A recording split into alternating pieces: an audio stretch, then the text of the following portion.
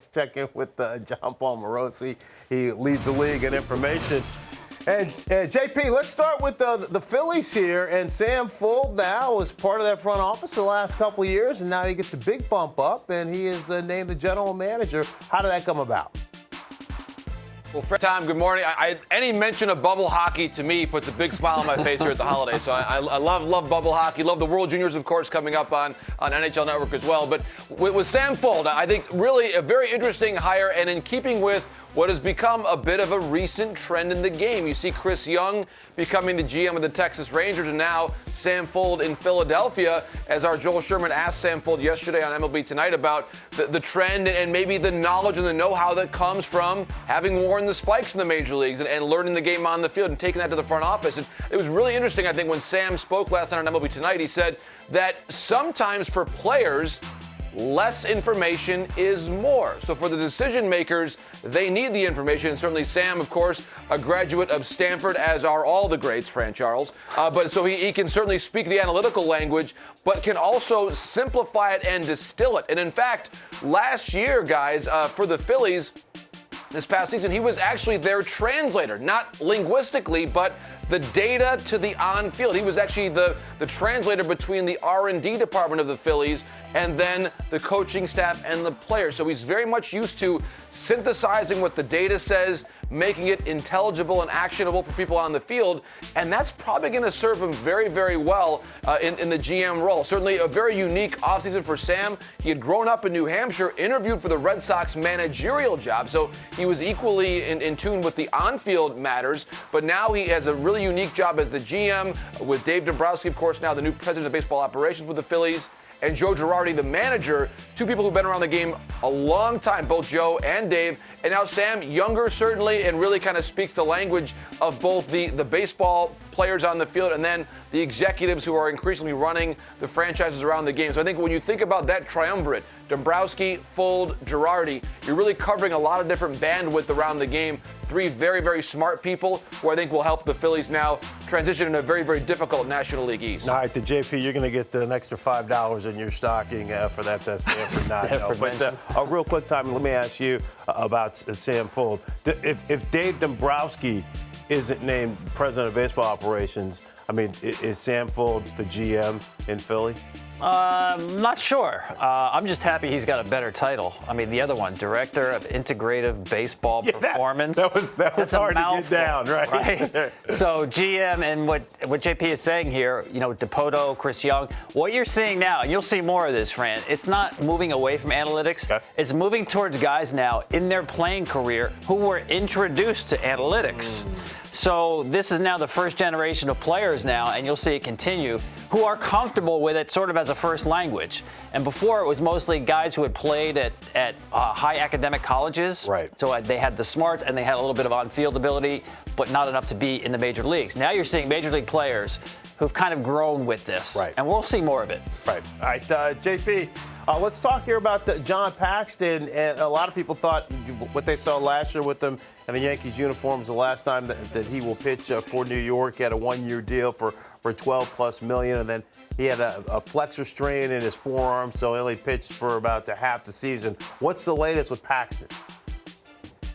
Interestingly, Fran, Paxton just threw this week for scouts, and I was told last night had about 20 different teams represented watching Paxton throwing, and his fastball actually during this session got up to 94 miles per hour, so very encouraging there. He has always been someone, Fran, who has shown a lot of great stuff, but staying healthy and staying consistent have been challenges for James Paxton now in the past. And so you see right there with the Yankees how basically only made a handful of starts last year. The ERA was way up.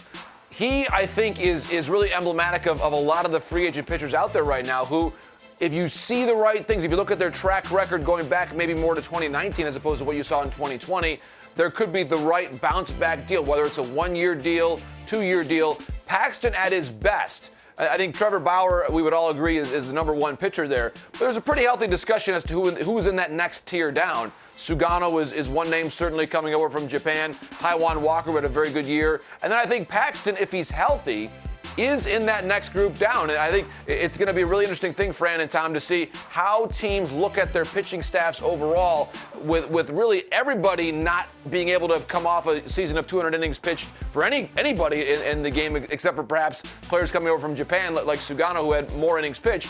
You're not having that same foundation, so you're probably going to have to piecemeal your rotation a little bit more. And so maybe from that standpoint, if you're going to get 100 innings out of a Paxton, which is closer to his norm, that might be acceptable, as teams are very creative about how they approach their starting rotation in 2021. Yeah, it's interesting. Paxton's 32 years old. He's never qualified for an ERA title, hasn't thrown enough innings. So he's never thrown 162 innings. Right. So I don't think you sign him with the idea that all of a sudden he's going to be a workhorse. I'm with JP, though. If you just measure his stuff, it's really good. I mean, it's swing and miss stuff. It's from the left side. I just think with the way he throws, his body type, you have to think you're signing a guy to make 20 or 25 starts. So it's interesting, JP, when you talk about the free agent market and these guys out there, I keep hearing about more starting pitchers joining them, quote unquote, as trade possibilities. First it was Blake Snell, it was Luis Castillo, it was Sonny Gray. Now you, Darvish, is there anything to that? Really interesting, Tom, and our John Heyman reporting this yesterday, that Yu Darvish is now on the trade market, at least to some extent, there with the Chicago Cubs. Of course, a Cy Young Award finalist coming off of a tremendous 2020 season. Now, he's got 3 years left on his deal with the Cubs at around $60 million. So we ask ourselves here, if Yu Darvish were a free agent right now, would he get 3 years at around $60 million? That might actually be about what his market value is, just given where we're at right now, coming off the depressed revenues across the industry. But those were some pretty outstanding numbers that Darvish had. So if he's fairly priced to market, which I think he is, then the question is, what would the return be? You'd at least, if you're the Cubs, in addition to getting some salary relief, hoping to get at least one or two high-level prospects for Yu Darvish. And one team I would mention that I think makes a lot of sense, the San Diego Padres. Let's think about the history there. A.J. Preller was in the Texas Rangers front office way back when Yu Darvish joined the Rangers nearly a decade ago. And of course, now A.J. Preller is still looking for additional starting pitching possibilities there, whether it's Bauer, whether it's Sugano via the posting system. Yu Darvish to the Padres, to me, makes a ton of sense. They have the kind of high-level pitching the Cubs would want in return. They have a tremendous prospect base to trade from, even after getting Clevenger in that deal last year. So I would say, of all the possibilities, and we'll see what else happens on the free agent trade markets, Yu Darvish to the Padres, to me, is the strongest option out there if the Cubs are somewhat motivated to trade for money savings reasons a Cy Young finalist in 2020.